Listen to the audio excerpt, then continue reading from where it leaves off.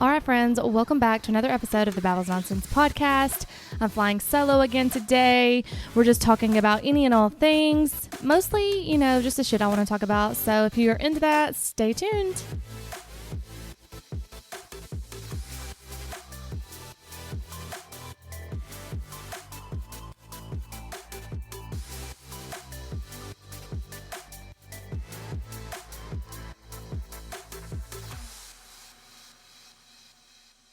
All right, so I do have my dishwasher going. I apologize if you can hear it. Not sorry. I had to get this done. It's Sunday and I'm procrastinating again. It's just been one of those weekends where I'm just like super tired from doing everything, running around, running amok because I can never sit down. But that wedding last weekend, it just got me because then I didn't have any days off. So I finally just said, I'm just going to go to the gym and go grocery shopping, and I'm going to sit my ass on the couch and not do anything. And thankful that we had book club on Friday where my friends were all like, have you watched Marvelous Miss Maisel or Marvelous Miss Maisel, I think is what it is, on Amazon Prime? I was like, no, sounds cool. I can watch it. So I started watching that today, and it's pretty cute. It's pretty funny. But then I knew I had to get up and do this podcast for y'all, so I'm not waiting till last minute since tomorrow's super busy for me at work and everything.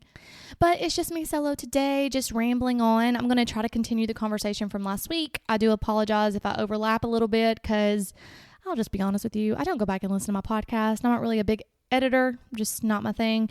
So I kind of briefly know what I said, but not in detail. So we'll just carry on with that here in a minute. I do want to give a quick shout out because I don't think it made it to the takes last week. Again, if I'm recording and I'm editing like at the same time, stopping and starting or whatever, if I'm like, I don't like the way that sounded in my head, then I'll redo it at the moment. So if there's 20 takes, I don't know which one makes it live for y'all. So sometimes I'm like, what did I say? I said a lot of stuff, but I don't know what made it or not. So I wanted to shout out Elizabeth Davis. I had coffee with her a couple of weeks ago. She is a health coach here in Huntsville as well. She, I think she does Optavia, if I'm saying that correctly, but she also just in general wants people to be their best versions of themselves, the healthiest versions of themselves. So she just gives wonderful encouragement. She's so positive. It was wonderful meeting her. She also has a podcast here in Huntsville as well. So we met up to kind of talk about podcasting and just get to know one another, podcast to podcast here in Huntsville. And she just encouraged me, towards the end of our conversation to do more solo episodes because I do enjoy it. It's just scary and just trying to jump on the mic because obviously you want to be someone organized because a lot of people don't like unorganized people. And sometimes that's just not me on the solo. When it comes to interviewing someone, obviously I got to get my shit together because I don't want to waste someone's time. All the female entrepreneurs here in Huntsville that I interview, even some of the males that come on, obviously they're running a business, they're self-employed, they don't have time for me to be like, wait. Anyways, so I just want to give a quick shout out to her. Thank you so much for encouraging me to jump on and do more solo episodes. Y'all can follow her on Instagram at my health coach, Elizabeth Davis, and connect with her there. Her link to her podcast is on her Instagram as well, and you can all go find some inspiration there. I also forgot to mention last week, and someone pointed this out because I said I was going to do an update from everything I had posted because I'm trying to post more on Instagram. It's just sometimes it's hard because you ain't got no content to post or you're looking real crazy and nobody wants to see you looking crazy. I'm just kidding. I had a little pre-cancer on my chest pop up, which at the time I didn't know was precancerous. So I do yearly skin checks at a dermatologist here in Huntsville. I've been going for the past, I want to say 6, 7, 8 years. I'm not real sure, honestly, maybe longer. Anyways, obviously I'm redheaded. I'm fair skinned. I have more prone to skin damage, sunburns. Oddly enough, being fair skinned, I do tan pretty easily. I have to have a base tan and then I can pretty much tan and not get burned.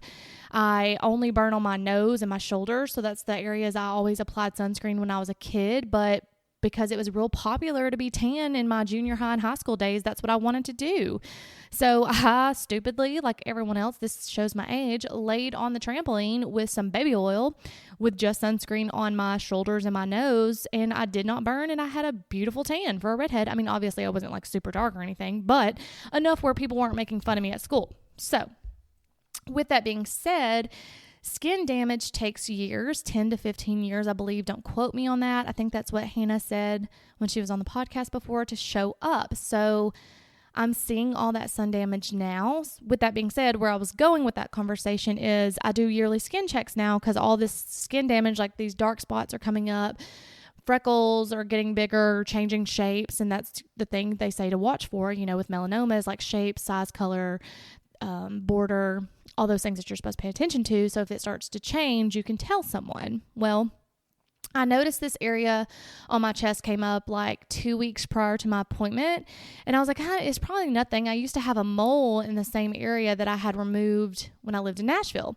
And I was like, it may just be that regrowing. I don't know. So when I got my yearly skin check done, he goes over everything. And then he's like, do you have any areas of concerns you want me to focus on the most? Or like, have you noticed any of your moles changing? And I was like, well, actually, I have this area on my chest. Could you look at it? And he looked at it, and he's an older dermatologist in town. And he was like, yeah, that's pre-skin cancer. Like, I don't even have to take that off or biopsy it. I can tell you that's what it is. So let's just go ahead and freeze it off while you're in the office today. And we won't have to worry about it in the future. And I was like, okay, great. We'll do that. So he was like, good thing you brought that to my attention, because once it turns to cancer, you do have to do the biopsy. Depending on what comes back, like let's say it was melanoma, then they have to cut a huge area around it, because melanoma can be under the skin where you can't see it. So then they have to take off all the borders like around the area till you get clean margins. And then sometimes it can be like a huge thing. So with all that being said, PSA, get your yearly skin checks. If you notice anything that looks abnormal, go to a dermatologist, get it looked at. It doesn't take that long. They're pretty quick and easy. So do it.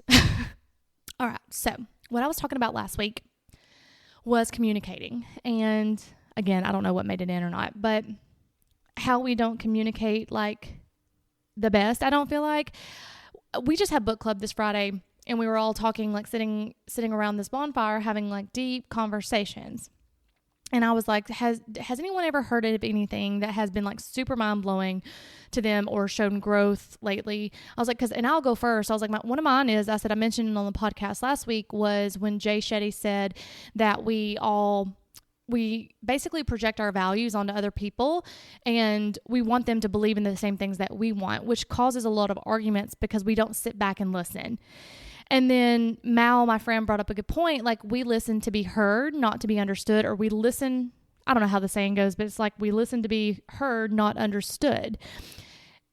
It's so crazy because, the algorithm on Instagram or all these cameras and stuff. So if you say something, you get all these ads. And so I don't know when this popped up, but on my Instagram ads, it was like this person talking, maybe a podcast or something, saying that listening is the actual art of hearing.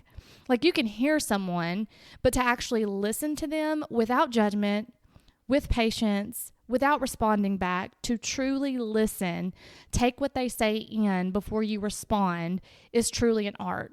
Because how many of us really, I'm bad about it. Like, I'll listen to someone, hear someone, and I'll respond back immediately. Like, oh, this is what you should do. This is what I would do. But didn't even have the time to process what was said. And I know that me and my friend Ivy, we have talks like this all the time, because she, and I'm kind of like my aunt. You have to tell me if you don't want me to give you a response. Like, if you truly just want me to listen, I can do that. But I need to know that, because sometimes I'm one of those, let's fix it. Let me give you advice. Let me tell you what I do. Here's all the options. And sometimes that's not what people want. Sometimes people just want you to listen. And I know I'm that way sometimes. And I've gotten good because my aunt is someone who listens to me, and we talk on the phone. And she's told me before, like, if you don't want me to give you advice, you have to preface that conversation. And that goes back to communicating. I think that we all need to do better about communicating our needs. And that's in any situation. That could be with friends, romantic partners, dating situations. We all have to be better at communicating. For instance, girls, I'm going to get on us for a minute, because I know sometimes in this podcast we like to jump on the guys, but I think, and this is something I learned probably 4 or 5 years ago. So women, not all, but most women get mad at their boyfriends, their husbands, these guys they're dating, because they're not doing what they feel they should do. For example, you want to go on a date with a guy, and you're getting mad because he hasn't texted you. Why hasn't he texted you? Why hasn't he asked you on a date? Why hasn't he, done this, or why hasn't he done that? Instead of us just picking up the phone and saying, hey, I would like to spend time with you. Or women who are married, like, they get mad at their husbands for not taking out the trash, or not cleaning out, the dishes in the sink. And we'll stomp around and we'll make hints around it, but never say, hey, do you mind to take out the trash? Do you mind to clean out the sink before we go to bed? I don't like to go to bed with a dirty sink. Like, we don't communicate that. We expect the other person to know what we want. And then another thing that I heard, I think I read it in Jay Shetty's recent book, or maybe it was something that he said, was we don't even communicate like when we are dating, or let's say you're married and you're maybe separated or thinking about getting separated because you're fighting. We don't even communicate our level of tolerance. We don't communicate our level of disrespect that will be accepted. We just say, well, we're not going to do that again. Or if you do that again, I'm leaving. Or we don't communicate like, hey, on first date, day one, or maybe not day one, I don't know, like a few dates in. If you're like, hey, I just want to let you know, in my last relationship, this situation happened and I will not tolerate it. Like, that's where I draw my boundary. So if this starts happening again in our relationship or wherever this may move forward, then I'm going to have to let you know that that's something I'm not going to accept and walk away. But what do? We don't communicate it like that eloquently. We wait for it to happen, and then we're like, that's bullshit. We go run and tell our friends. Our friends now judge the person because it's a one-sided story, and then we get back together with that person and our friends are now mad. It's kind of like that. So I do think that going forward, when I start, going on dates and stuff, I'm not going to scare the person off on the first date. But if the conversation kind of trails in that direction, because I've had that conversation with the last guy I dated, he asked me like second date, like, what are my intentions? And at the time, looking back, after knowing what I know now, looking back, like that was his way of asking me, like, where do you want this to go? What do you think this is? Like, and I said, oh, I don't know you. Like, but knowing good and well my intentions, whether it be with him or not, are to be in a relationship. Those are my intentions, and I should have expressed that to him. And things could have went in a different direction. We don't know. Who knows when you communicate the correct way, what will be said and what won't, And another thing, going back into, like I just said, like, girls are really bad about us running to our girlfriends when we want to vent or something. And not everyone. I'm just an oversharer in general, like how I get through my feelings, because I'm so in my head as I have to talk them out. And I'm pretty good about, I'm not saying I always tell everything in the correct way that it happened. I think I do, but that's my perception, right? Which we're going to get into perception. This is leading into the next topic. So my perception of the situation, I have to go run and get advice, because sometimes I am very hard on myself, and I have to be like, did I do something wrong? Like, am I wrong in this situation? Like, should I apologize? Am I, and sometimes I'm just very hard on myself. So I always ask for a third party. Now, granted, I get it. We're not supposed to run to other people and share our business, because no, it's not just my business. It's that other person's business as well. And then, like the scenario I said before, the girlfriends get mad. You go back to the guy. Now the guy's like, why are your friends mad at me? And it's like, well, the shit you did last week. But that's just life. That's what we do. I know there's got to be some guys that go and share with their man friends. They're just not as judgmental as women, And I don't think any of my friends are judgmental. I'm just saying, like, I do overshare sometimes, and that's something I need to work on and get better at and communicate that with the partner. But I will say, if you're dating someone that is an overthinker, or they need to talk about their problems, you do have to compromise a certain extent, because if you cut them off where they can't have that conversation with you, don't get mad if they run to have that conversation with someone else, if you're not allowing that conversation. And I get there's a compromise. Like, it can't be right away. Maybe you wait 24 to 48 hours. I don't know. Just throwing that out there. So moving on into perception, like I just said. My perception of the situation. So that brought me to a topic that's been kind of on my brain for a while. Is perception reality? Because I used to say, no, that's stupid. Perception is not reality. That is not, just because you perceived something a certain way doesn't mean that was my intent. But then, and I'm about to play you this, Therapy Jeff on Instagram, he posted something that I was just like, well, that's interesting. So is perception reality? That's the question, right? But first, let me just always give you the Webster Dictionary definition of perception. Perception is the ability to see, hear, or become aware of something through the senses. So what we hear, what we see, what we feel, those are our perceptions. So that's why everyone always says, when a couple has a disagreement or something, there's your side, his side, and the truth, or his side, your side, and the truth, whichever way you want to talk about it, because that truth is going to be what actually happened, and then your side is going to be your perception of what happened, and the other person's side is going to be their perception of what happened. Where this kind of got strung into my mind was when I worked in the ER, and the perception of everyone of me was that I was a bitch. I'm just going to go ahead and throw that out there. The perception of everyone for me was that I was a bitch, but I had to emotionally withdraw from that job. It was a toxic environment for me. It was very hard. I was going through something very difficult in my personal life. So like my aunt always says, you can't have something difficult in your romantic life, your personal life, and work. You have to have an outlet somewhere. I was going into a job where I really poured my heart and soul into it, and I cared so much about that job. I was damn good at it, and I loved it. But my perception was that it was toxic. It was bad. So I had to find a way to be able to still have my income and do my job. And the way to do that was just to emotionally withdraw, no longer care. Because when I cared, I was going home upset, crying, not being able to sleep, gaining weight, cortisol spiking. It was just a constant turmoil. Like, I was not happy. I was not a happy person to be around.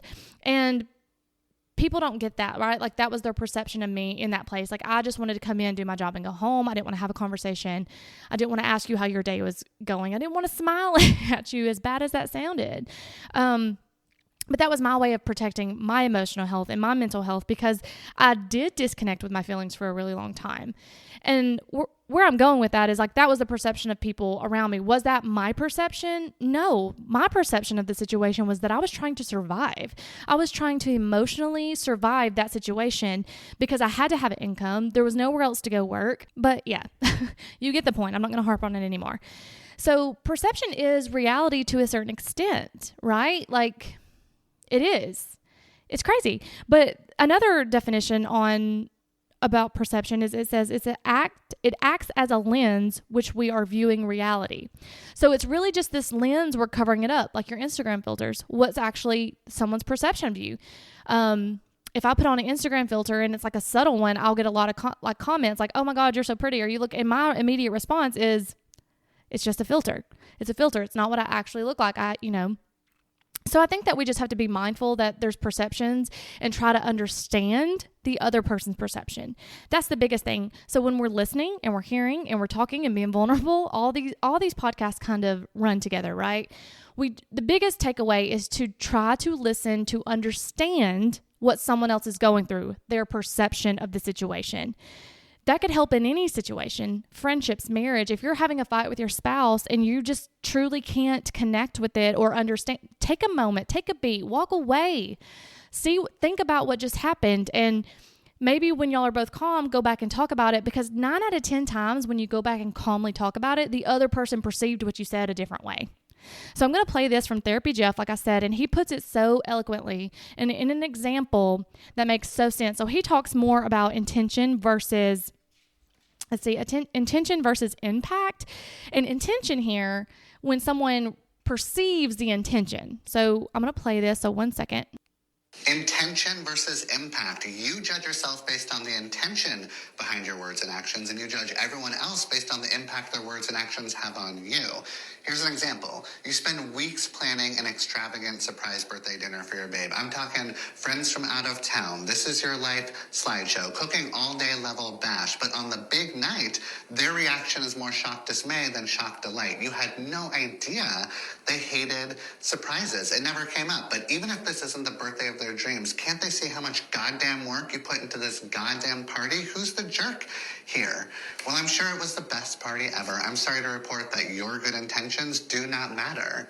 It wasn't your intention to make them feel awkward, overwhelmed, or singled out, but nevertheless, your actions impacted your partner negatively, and that's something you need to own. It reminds me of the famous proverb, "The road to hell is paved with surprise party planners."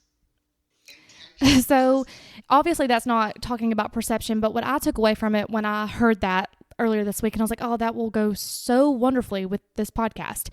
So you intend to do something good, but someone perceives it as not good. That is their perception. And that's the impact that it had on that other person.